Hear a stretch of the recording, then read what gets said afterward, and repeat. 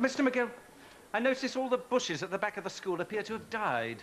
I take it no one told the new first form where the toilets are located. Oh, not again. If you wouldn't mind. I'll get on to it. Miss Travis? Mr. Slatt. Mr. Slatt, I have to make a serious complaint. Oh, not now. Go away. Archie McClelland of first year looked up my skirt. Look, I don't have the... Good God, really? He did. He absolutely did. Is he all right? Mr. Slatt, all the boys in this school need their disgusting obsession with sex cured at once. Well, one down. What do you want, Miss Travis? You.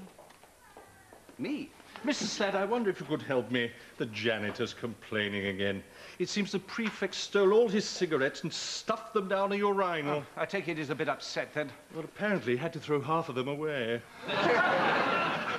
Fine, fine. I'll have a word. Thank you so much. I'm sorry, you were saying? Mr. Newman of the geography department just phoned to say he won't be in. We'll need some work for his class. Why? It's the geography field trip. They're lost. Again? Well, apparently. Is it too much to ask to have a geography department who are the laughing stock of air sea rescue?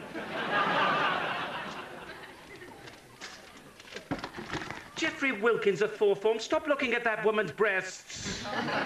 Woman in red coat, please proceed past the school as if nothing had happened. Apologies for any embarrassment caused. No need to run. Geography, geography. I mean, what am I supposed to do with a geography class anyway? What do they do in geography? What is geography? And what are geography teachers doing with their students? I mean, God, what happens to them? Because you never meet any fully grown ones, do you? You get mathematicians, scientists, historians, musicians, but you never meet any geographers. There's no university of geography, no ministry of geography. No one ever lists amateur geography among their hobbies. None of them ever seem to reach adulthood. They just reach a certain age and vanish from society. What's going on in these classrooms? We should be warning the parents. It's entirely possible their children are being abducted.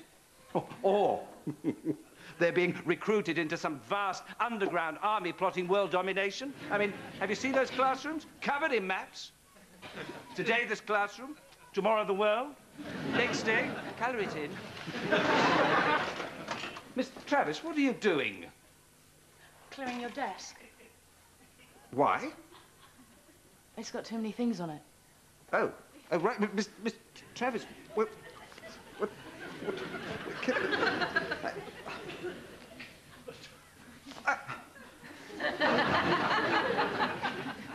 Miss Travis, what are you going to do to me?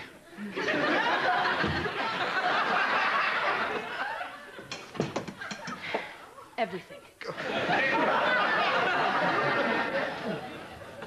So, how's bad Bartholomew doing these days? He's gone. Gone? Well, he never really existed. And it's good Bartholomew I'm talking to now? Just Bartholomew. Excellent. And he doesn't hear the voices anymore, do you, dear? No, not for ages. 2 years and 3 months, in fact. Well, with the voices gone, and with no sign of the split personality disorder reoccurring, I think it's time Bartholomew got back to school. Can you recommend one? Somewhere special? Oh, the more ordinary, the better. What he needs now is to be among normal people. What's your nearest comprehensive? Galfast High School. Well, I'm sure that would do splendidly.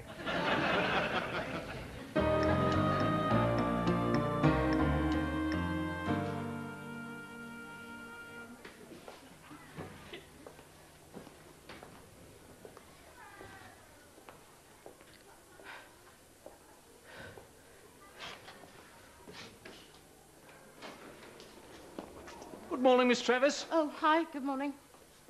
Looking for Mr. Slatt? No, not at all. I just had a sort of dream about him last night, that's all. Did you really? How extraordinary. Yeah, trust me, it was. I think I had a dream about Mr. Slatt once. No, that was a documentary about Vlad the Impaler. No, it was a dream about Mr. Slab. Bartholomew, Dr. Gray. Could you wait in my office a moment? Just there. Of course. Thanks so much. New pupil starts on Mondays in your English class. Bit of a special case. Perhaps you could have a little chat with him sometime today. Well, sure. Thank you, Miss Travis.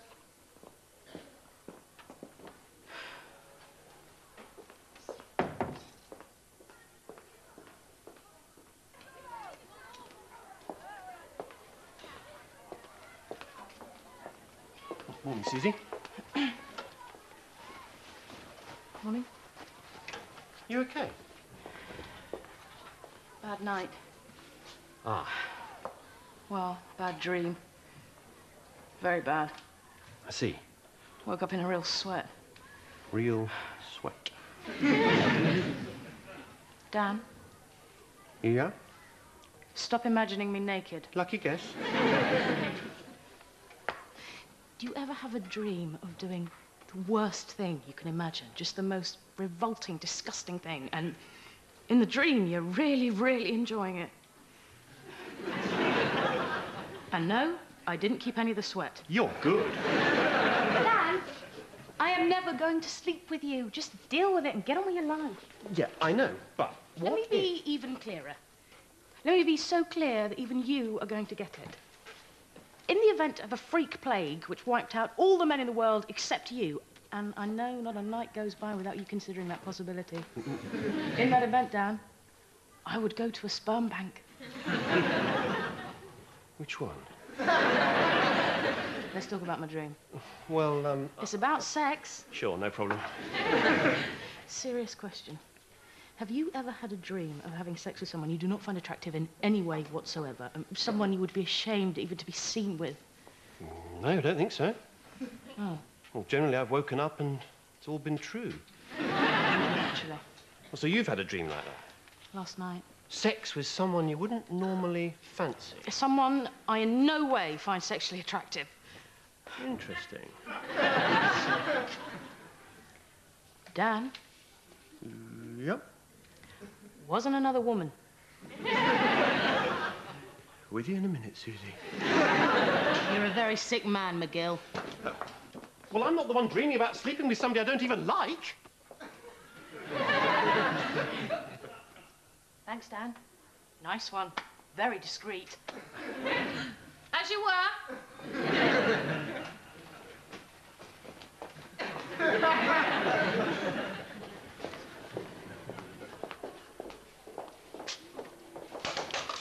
So who was it? In the dream. Is there someone on the staff? Oh, this is exciting, isn't it? It's so romantic. Have you people got anything else to think about? Haven't you got lives of your own? Well, not me, obviously. I'm married. Well, now that's Stupid question. Look, just get back in the staff room. Go on, shoot, shoot. It wasn't me again, was it? Jason, who told you I've ever dreamt about sleeping with you? Well, you did. Jason, Last February. Just after the parents' evening. Was that the one that started with Jason and the fire hose? was it absolutely necessary to tell everyone about that? I didn't tell everyone. You didn't tell me. There, I didn't tell you. I read it on the wall of the girls' toilets. I told you that during a conversation that was entirely private. Didn't you get that? Well, not really, I suppose. I was talking about my sex life, and I repeatedly used the words, don't spread it around. Oh, I thought that was the moral of the story. So anyway, it wasn't Jason in the dream, then? No, it wasn't. Good. Well, it wasn't you either. Was it Jeff in business studies again? That wasn't a dream. She actually slept with him. Poor B says. If you lot think there's the slightest chance of me sharing any personal secrets with any of you ever again, you are tragically mistaken. Live with this, all of you. You'll never, ever know who I dreamed about last night. Ah, good morning, everyone.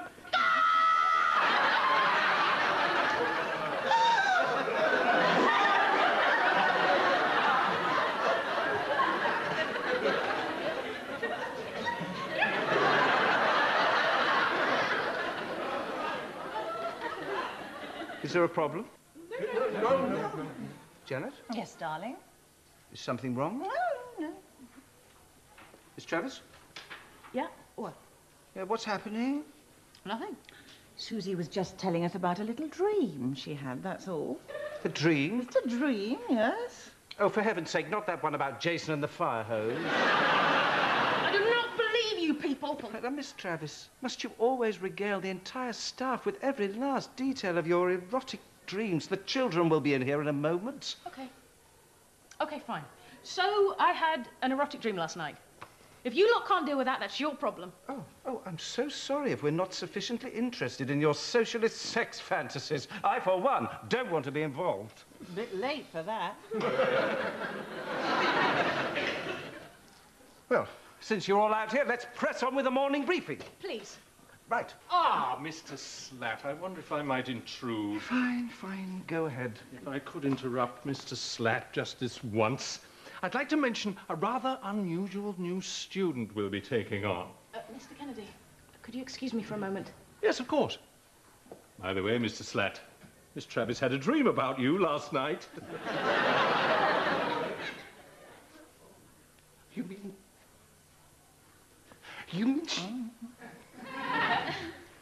Well, that's quite outrageous. I agree.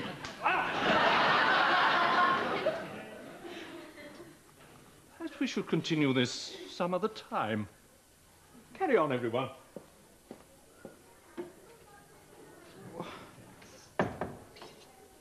I've got some, pupils to talk to.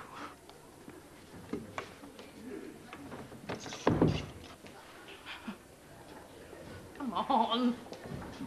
Well, let's not be ridiculous. We're talking about a dream here. I'm sure other people here have had dreams about Eric Slat. Well, haven't you? Well, sometime. Maybe once. Now and then. Just a dream, Not an erotic dream, just a dream. What's the problem, Janet? I'm sure everyone here would agree nothing could be more unlikely than your husband and me. Well, nothing could be more unlikely. What did you mean by that? I haven't said anything. Yeah, well, what did you mean by it? Susie, think about it. What other junior teacher in this school can get away with storming into my husband's office any time she feels like it and telling him off? You do it all the time. Without a single reprimand. Who is it that always digs him out of trouble after he's dug himself right in?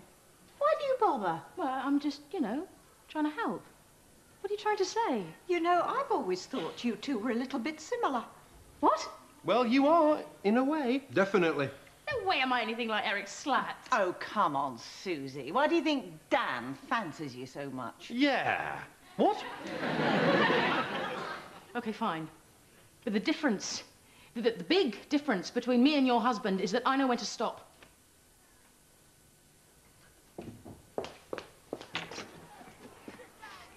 Mr. Slat? Miss Travis?